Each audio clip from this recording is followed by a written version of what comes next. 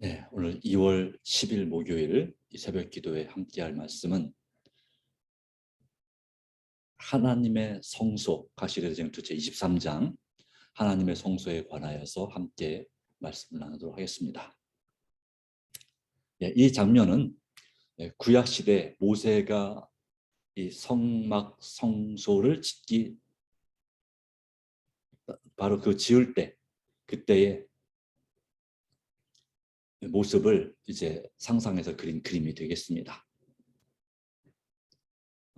성전 입구가 동쪽에 있고요. 그 다음에 들어가면 뜰이 있습니다.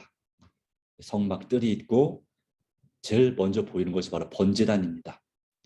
그리고 그 우측에 맞아 북쪽에서 주로 이 죄를 지은 사람들이 그 양이나 그 정결한 짐승을 끌고 와서 그 짐승에게 안수하고 그 제물을 잡아서 그 피를 이제 번제단 뿔에 바르거나 아니면 이 족장의 죄나 또 제사장의 죄는 또 백성 전체의 죄는 이제 성소 이 번제단 물두멍 지나서 그 성소 입구 휘장으로 들어가서 이제 두 번째 칸 바로 들어가면 첫 번째 칸 성소가 나오고 두 번째 칸 지성소가 나오는데 지성소 앞에 있는 휘장에 피를 뿌렸습니다. 그렇게 해서 그 죄가 이 성소로 옮겨지는 그와 같은 그리고 대신에 죄인은 용서받음을 상징하는 거였는데 이 지상 성소는 하나님의 성소 중에서 이제 이 땅에 있는 모형이고 그림자라고 했습니다. 무엇의 모형과 그림자일까요? 하늘에 있는 성소의 모형과 그림자라고 하는 것입니다.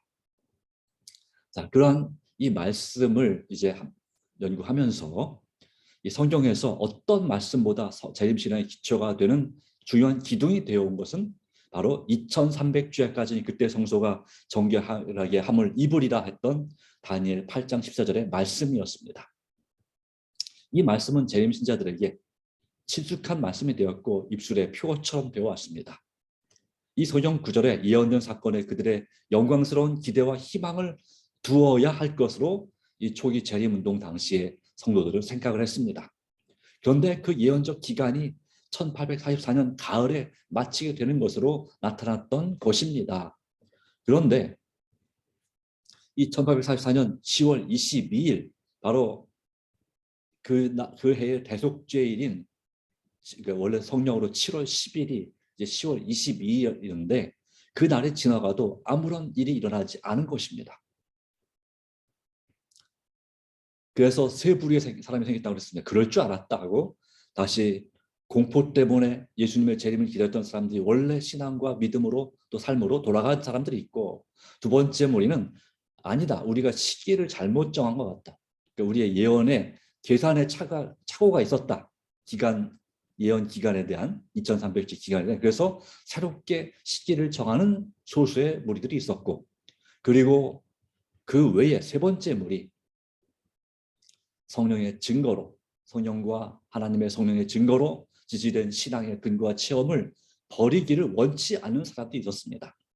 그들은 예언 연구에 있어서 건전한 해석 원칙, 즉 역사가 이제 예언을 증명하는 그래서 구약의 예언들이 신약에서 어떻게 성취되는지를 보여주는 것이 역사잖아요. 바로 그 역사에서 예언의 성취를 보는 것을 역사주의적 해석 원칙이라고 말합니다.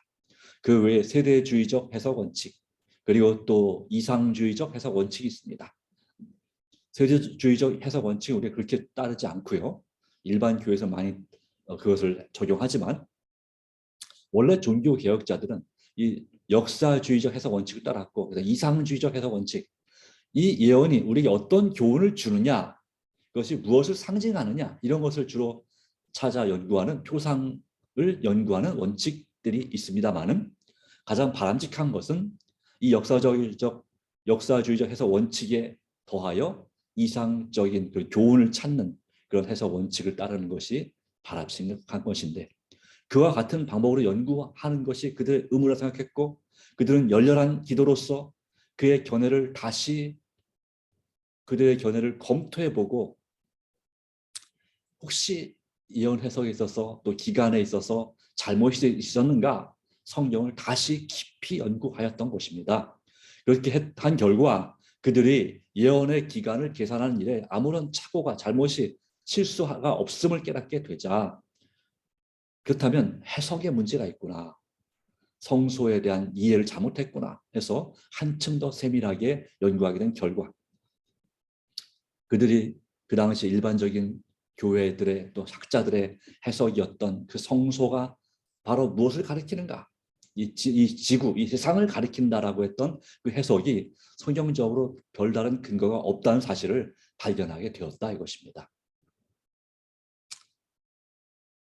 그리고 그 성소는 하나님께서 임재하고 계신 곳인데 그 성소가 이 히브리서 말씀을 연구하다 보니까 이 땅의 지상 성소는 이미 서기 70년에 멸망을 했고 불타버렸고 이제 그렇죠. 그거 상관없이 하늘에 바로 예수님께서 친히 가서 계시는 봉사하시는 대제사장으로서 봉사하시는 하늘 성소가 있었고 그 성소의 모형과 그림자가 이 땅에 있는 지상 성막 성소 성전 성소였고 또 우리들 자신 이 교회가 이 땅의 지상 성소라는 사실을 깨닫게 되었던 것이죠. 그러므로 예수님께서 성소를 정결케 하실 그 성소는 이 지상이 아니라 바로 하늘에 있는 성소라는 사실을 그들이 깨닫게 된 것입니다. 그리고 이 지상에 있는 성소나 그 교회는 하나님께서 계시는 실제 하늘 성소에 비하면 너무너무나 보잘것없는 것인 거죠. 우리는 지상 성소와 그 봉사를 통하여 하늘 성소에 관한 중요한 진리와 인류의 구속을 위하여 거기서 진행되는 주님의 봉사를 배우게 되었습니다.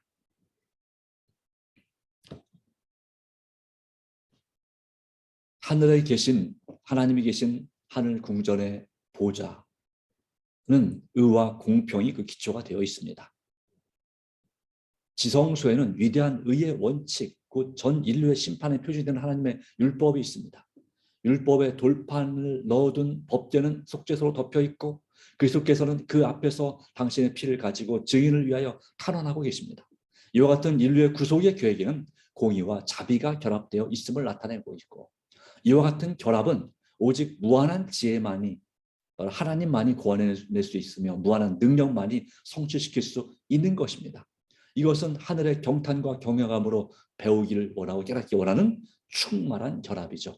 그러기에 지상 성소의 이 법궤에도 이 두 그룹 천사가 이렇게 양쪽에서 정말 존경하는 태도로 속죄소를 내려다보고 있었던 것은 무엇을 의미하냐면 속죄 사업에 대한 하늘 천사들의 관심과 흥미를 보여주는 것이다 라고 하는 것입니다. 이것은 천사들이 알기를 원하는 자비의 오묘입니다. 오묘라고 하는 것은 신비 또 신기한 것 이런 것이 이제 오묘죠. 참 신기하네. 참 오묘하게 생겼다. 이렇게 표현하는 바로 그런 것을 상징하는 것인데 하나님께서 회개한 죄인을 의롭다 하시고 당신이 의롭게 되시는 것 타락한 인류와 더불어 다시금 화목함으로 교제를 새롭게 하시면서 동시에 그분께서 의로우실 수 있다는 것 그리스도께서 수많은 무리들을 멸망의 구덩이에서 구원하시려고 강림하시는 것과 그리고 그들이 흠이 없는 당신의 의의 옷을 입히시고 그들에게 일찍이 타락한 일이 없는 천사들과 연합시키사 당신 앞에 영원히 행복하게 살게 하시는 것 등 이런 것들이 바로 천사들이 알기를 원하는 자비의 오묘이고 그것을 다른 말로 뭐라고 말씀합니까? 구속의 과학이라고 하는 것입니다. 이 천사들이 경험하기 또 알기 원하는 것처럼 우리 구원받은 성도들도 천국에서 즉 새하늘과 새 땅에서 영원토록 그것을 구속의 과학을 배우면서 하나님의 그 품성의 정말 깊은 그 사랑과 놀라운 은혜와 영광을 보면서 감탄하고 하나님께 경배와 영광을 돌리게 될 것입니다. 이 두 사이에 평화의 은원이 있으리라. 바로 성자 하나님의 사랑보다 약하지 않은 아버지의 사랑이 타락한 인류의 구원의 기초가 되었습니다. 예수께서 말씀하셨습니다. 아버지께서 친히 너희를 사랑하심이니라. 요한복음 16장 27절.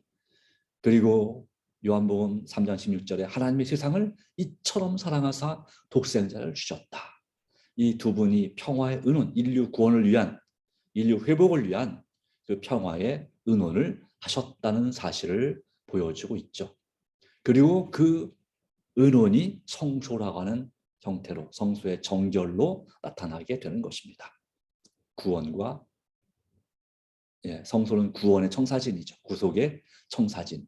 그리고 절기, 구속의 시간표로 나타나는 것입니다. 일반적으로 성소라는 말은 첫째, 하늘 성소의 식양을 따라 모세가 지은 장막, 그리고 솔로몬이 지은 그 성전을 가리키는 것이고, 둘째는 지상 성소가 가리키는 하늘에 있는 참 성소를 말합니다. 그리스도의 죽음으로 모형적 봉사는 끝났습니다. 하늘에 있는 참 성소가 새 언약의 성소인 것입니다. 그런데 1844년 바로 다니엘 8장 14절이 성취될 그 무렵에는 여러 세기 전부터 지상에는 이미 성소, 하나님의 영광이 친히 임재하는 것이 보이는 그런 성소가 존재하지 않았습니다. 서기 70년에 이미 불타서 마지막으로 소멸되고 없어져 버렸죠. 물론 이 땅에 이제 우리 자신이 성소가 되고 또 교회가 하나님께서 계시는 성소가 되지만, 그러나 이 구약 시대에 나타나는 것처럼 하나님의 영광이 충만히 임재하는 그런 성소는 없는 것입니다. 그러기에 2300절까지 그때 성소가 정결하게 함을 입으리라 한 예언은 바로 하늘에 있는 성소를 가리키는 것임은 전혀 의심할 여지가 없다라고 하는 것입니다. 하늘에 성소가 있다. 히브리서에 보면 이 땅에 있는 지상 성소는 모형과 그림자다라고 했으니까, 모형과 그림자가 있으면 뭐가 있겠습니까? 실체가 있는 거죠. 실체가 하늘에 있는 거죠. 바로 그곳에서 예수님이 하늘 대제사장으로서, 하나님의 대제사장 멜기세덱의 반차를 따른 대제사장으로서 그곳에서 봉사하신다고 하는 것이 아니겠습니까? 첫째 칸에서 봉사하시는 거죠. 자, 근데 먼저 이 성소의 정결이 무엇인지를 이해하려면 지상 성소에서 어떤 일이 있었는지를 살펴볼 필요가 있습니다. 구약 성경은 지상 성소와 관련해서 성소를 정결하게 하는 봉사가 있었던 것을 말합니다. 어떻게 해요? 히브리서 9장에 있는 것처럼 22절, 23절에 율법을 쫓아 거의 모든 물건이 피로써 정결케 되나니 피 흘림이 없은즉 사함이 없느니라. 그러므로 하늘에 있는 것들의 모형은 이런 것들로서 정결케 할 필요가 있었으나, 즉 순결한 정결한 짐승의 피로 그렇게 정결케 할 필요가 있었으나, 하늘에 있는 그것들은 이런 것들보다 더 좋은 제물로 할지니라. 바로 더 좋은 제물은 무엇이었습니까? 예수 그리스도, 그분의 보혈이었죠. 그분의 피로써 정결케 되는 것입니다.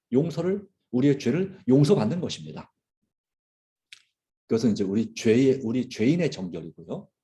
그래서 지상 성소의 봉사는 두 가지가 있었습니다.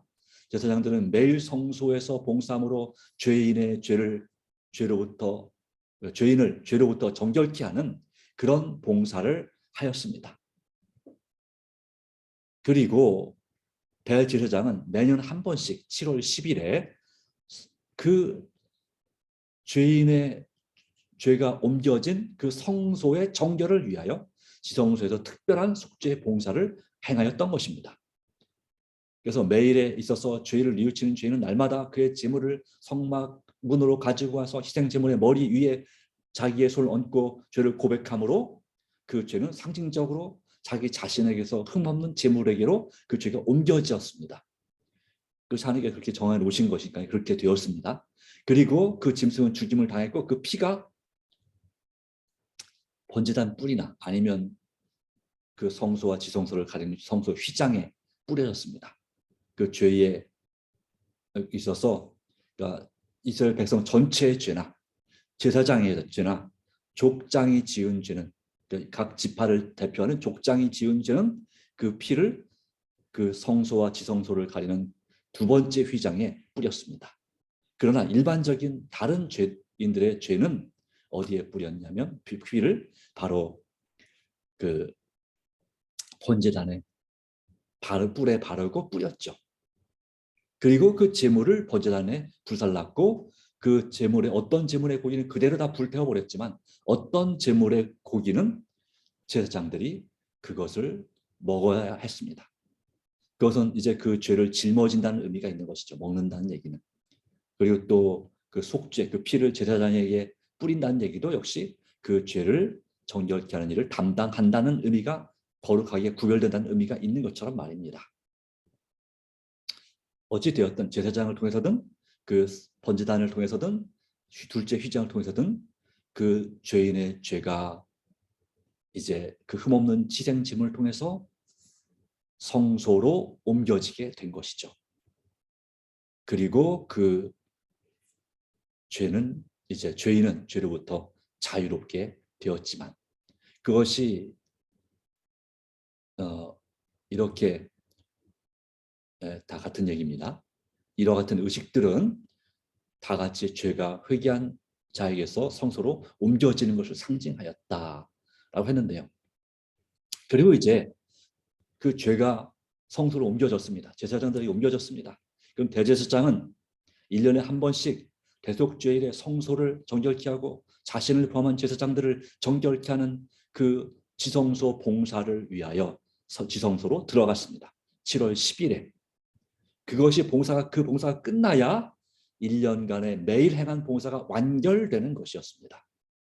그래서 이 속죄일에 물론 자기를 위한 제물로 바쳤지만 특별히 두 염소, 1년 된 두 수염소를 끌고 와서 제비를 뽑습니다. 하나는 여호와를 위한 제비를 뽑고 하나는 아사셀을 위한.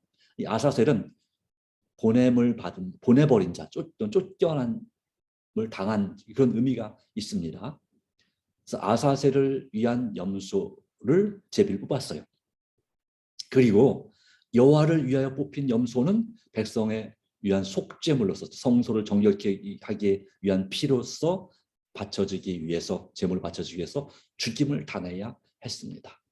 그리고 대제사장은 그 피를 가지고 휘장, 특별히 둘째 휘장 안으로 들어가서 물론 그 전에 향으로 그 법궤를 가린 다음에 이제 그 피를 1년에 딱 한 번 7월 10일에 유대 성령 7월 10일이고 오늘날로 따지면 한 10월 말 또 11월 초가 되는 바로 그때에 이 성령이 음력이었으니까 싹 바뀝니다. 그때에 그 피를 속죄소 법궤 앞에 그 위에 뿌렸습니다. 그리고 또한 그렇게 함으로 그 속죄소를 정결케 했고 지성소를 정결케 했고요. 그리고 나와서 둘째 휘장에 피를 뿌리고 이제 나중에는 이제 그 제사장들이 그 휘장을 갈았죠. 매년마다 새로 교체합니다. 예. 그리고 또 분향단에 뿌리고 또 등대에도 뿌리고 떡상에도 뿌리고 그래서 성소를 정결케 합니다. 첫 번째 칸을 정결케 합니다. 둘째 칸부터 나와서 첫 번째 칸 그리고 이제 나와서 뜰을 정결케 합니다.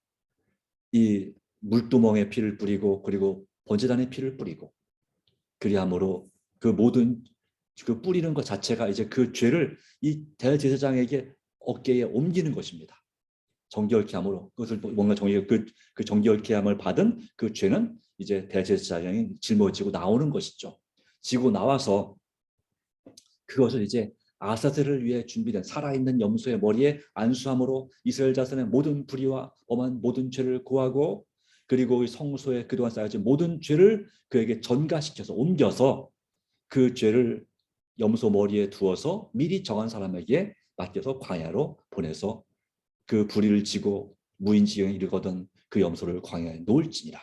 전승에 의하면 그 염소를 이제 그 낭떠러지에 떨어뜨려서 다시는 죽게 만들어서 다시는 돌아오지 못하게 이스라엘 진중으로 돌아오지 못하였고 그것을 끌고 간 사람은 그 의복을 빨고 목욕한 후에야 장막으로 돌아왔다라고 기록하죠.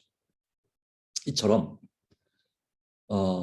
첫 번째 매일의 제사를 통해서 이제 이 속죄의 중요한 진리가 모형의 의식 등 알려졌는데요. 죄인의 대속물이 죄인을 대신하여 이제 그 제물이 연락됐습니다. 그 죄는 희생제물의 피로 없어지지 않았다고 하는 것입니다. 다만 이런 속죄 의식을 통해서 그 죄가 성소로 옮겨졌을 뿐이었습니다. 죄인은 피를 드림으로 그가 율법의 권위를 시인하고 자기가 범한 죄를 고백하고 장차 오실 구속주를 믿는 믿음을 통하여 용서를 바라고 있다는 자신의 소원을 표시하였습니다. 그러나 그것으로 그가 율법의 선고에서 완전히 해방된 것은 아니었다는 것입니다. 바로 뭐가 필요했습니까? 매년은 드리는 제사, 1년에 한 번 드리는 그 대속죄일에 대제사장이 이제 정결케 하는 일이 있어야 됐던 것이죠. 회중에서 받은 제물을 취하여 그 제물의 피를 가지고 바로 이 여호와를 위한 염소의 제물을 가지고 지성소에 들어가 율법을 넣어둔 법궤 뚜껑에 해당하는 속죄소 위에 그 피를 뿌려서 율법의 요구를 충족시키고 그 죄를 짊어지고 대제사장이 중보자의 자격으로 모든 죄를 지고 성소를 정결케 한 다음에 그 죄를 자신에게 옮겨서 이제 그것을 이제 아세셀 염소의 머리 위에 얹어서 그 모든 죄를 고백함으로 상징적인 의미에서 그 죄를 자신에게서 염소에게로 옮겼습니다.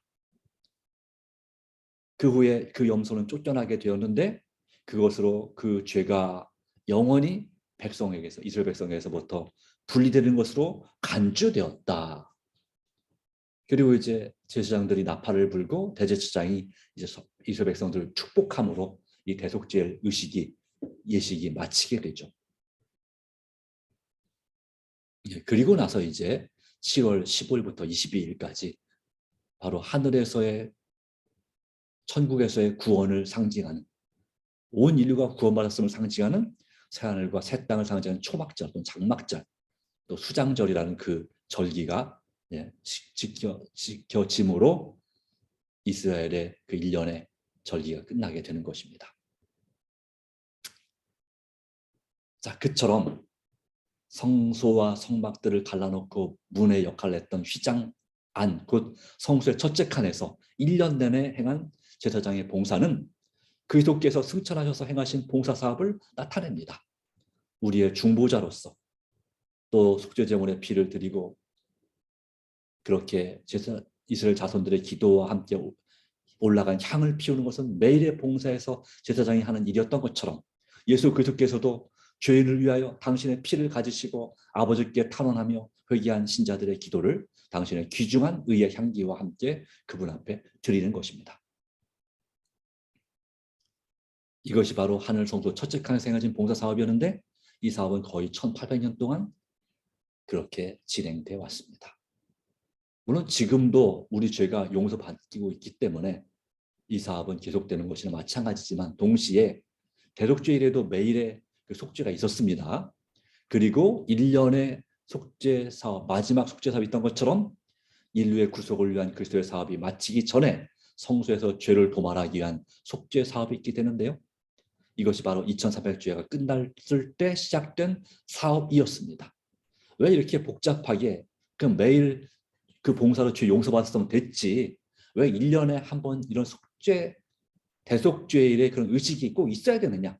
그렇죠. 하늘 성소에서의 그런 그때 우리 대제사장께서는 지성소에 들어가셔서 가장 엄숙한 부분인 최후의 봉사 곧 하늘 성소를 정결하게 하는 일을 수행하고 계셔야 하느냐라고 질문할 수 있습니다. 왜 이렇게 복잡하냐? 그런데 우리가 따질 건 아닌 거죠. 왜요?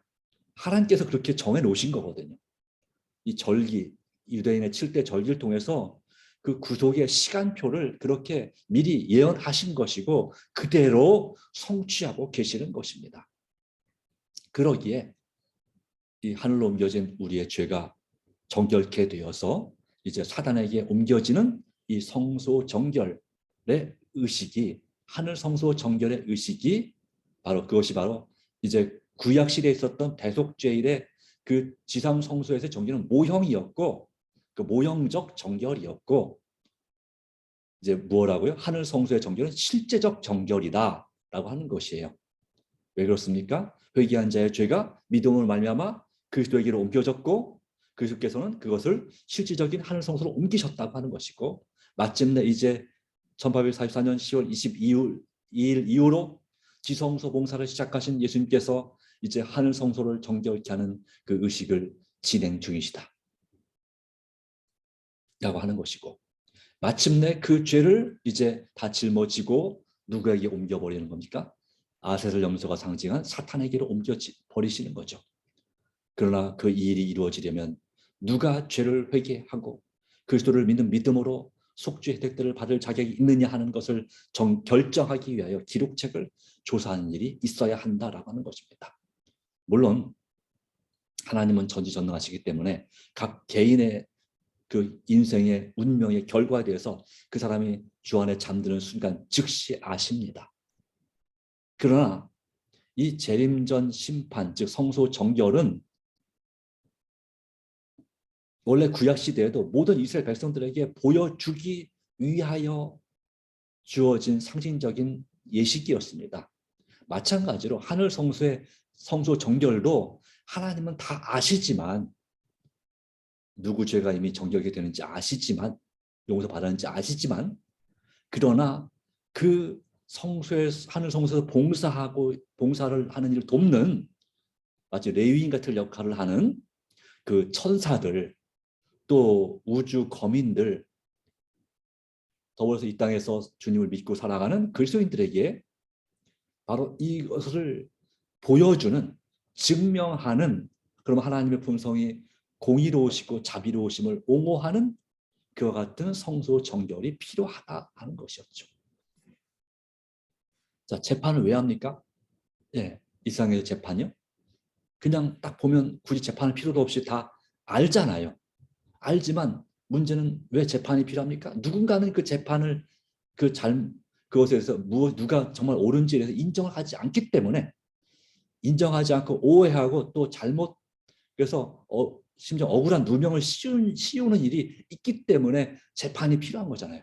그죠? 양심적으로 모두가 다 당신이 잘못됐고 내가 잘했다, 또 내가 잘못됐고 당신이 잘했다라고 그냥 양심적으로 솔직하게 인정하면 재판이 필요 없죠. 그런데 사단이 우리 죄에 대해서 계속해서 고소하는 것입니다.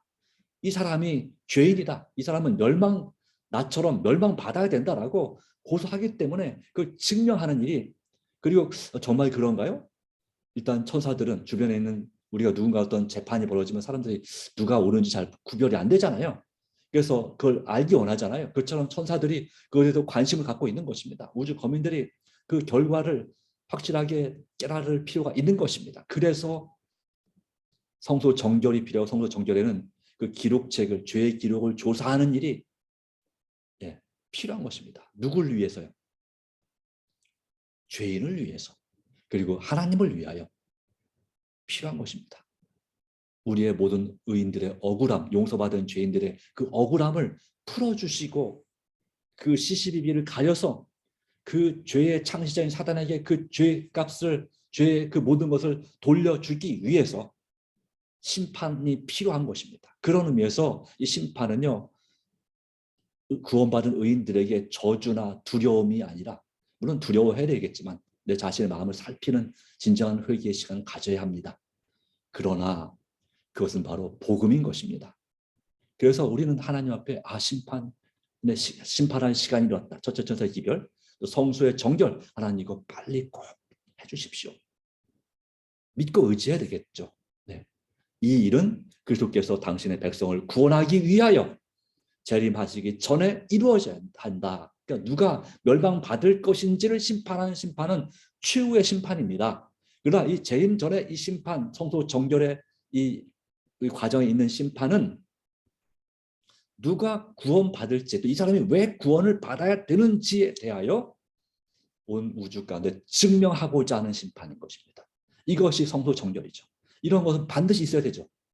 그리고 재림 때는 이런 심판을 하지 않습니다. 왜냐하면 주님께서 오실 때는 각 사람의 행위대로 갚아주실 상급을 가져오시는 것이기 때문에 그렇습니다. 그러므로 심판을 너무 막 혐오하거나 막 싫어하거나 하지 않게 되기를 간절히 바랍니다.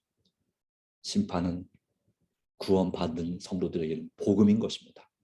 억울함을 풀어주신 우리의 피를 신원하여 주지 아니하시기를 어느 때까지 하시겠습니까? 했던 그 일곱 인 가운데 나오는 그 그것이 이루어져야 되는 것이죠.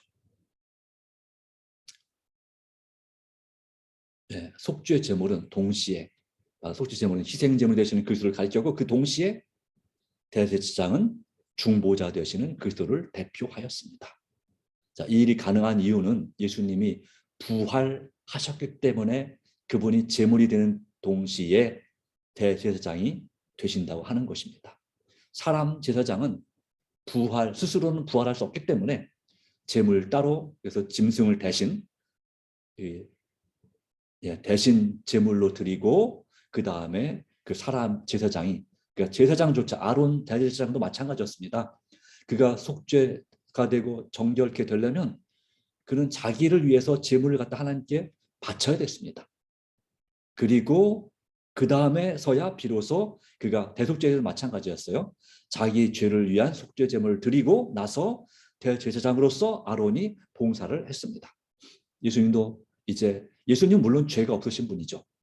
그러나 그분은 인류를 위한 속죄 제물로서 희생 제물이 되셨고 그 다음에 그분의 보혈의 공로를 가지고 이제 대제사장으로서 하늘 성소에서 이제 봉사하고 계시는 것입니다. 그래서 대제사장 속죄 제물과 대제사장은 그리스도를 대표했고 아사셀을 위한 염소는 참으로 회개한 자들의 죄를 마침내 지게 될 죄의 창시자 사단을 나타내는 것입니다.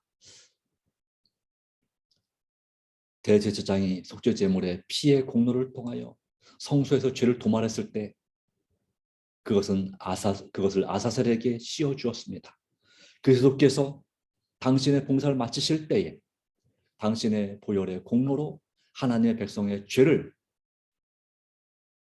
하늘 성소에서 도말해 버리실 때 그분께서는 그 죄를 치유의 형벌을 받아 마땅한 사단 위에 두실 것입니다. 또한 아사셀에게 해당되는 염소가 무인지경으로 쫓겨나서 다시 이스라엘 회중으로 돌아오지 못한 것처럼 사단도 하나님과 그분의 백성 앞에서 영원히 쫓겨나고 죄와 죄인들이 최후에 멸망할 때 함께 그 존재가 사라질 것입니다. 이것이 바로 이 성소 봉사에 나타난 진리입니다. 바로 이와 같은 주님의 사역을 바라보면서 우리는 믿음으로 오직 내 자아를 굴복하고 지금은 바로 성소 정결이 이루어지는 시기, 바로 곧 은혜의 시기라고도 말하고 재림전 심판의 시기라고도 말합니다. 그러니 우리는 우리 자신을 대속죄일 때에 모든 이스라엘 백성들이 엄숙하게 그들의 죄를 살피고 진정으로 회개하는 경건의 시간을 가졌던 것처럼 오늘 우리는 우리 삶에서 세상을 사랑하는 마음을 버리고 우리의 자아를 굴복하고 우리의 죄를 진정으로 회개하고 오직 예수님만을 바라보고 날마다 우리의 영혼과 모든 것을 내 가족과 내 자신의 모든 것을 주님께 부탁하는 삶을 살게 되기를 간절히 바랍니다. 날마다 우리는 예수님 중심으로 말씀과 기도의 경건의 습관을 가지고 순종과 전도에 즉 매일 증인되는 성결한 삶을 살아야 될 줄로 믿습니다. 이 일이 가능하게 되는 비결은 무엇입니까? 먼저 저에게 이른비 성령을 충만히 부어주시기를 기도해야 될 줄로 믿습니다. 우리 자신에게. 왜요? 죄로부터 승리하고 하나님과 이웃을 뜨겁게 사랑하는 그 사역을 주께서 주신 사명을 이루기 위해서 성령 충만이 필요합니다. 그리고 성도들을 연합시키기 위해서 연합해야 늦음이 성령이 충만히 임할 수 있습니다.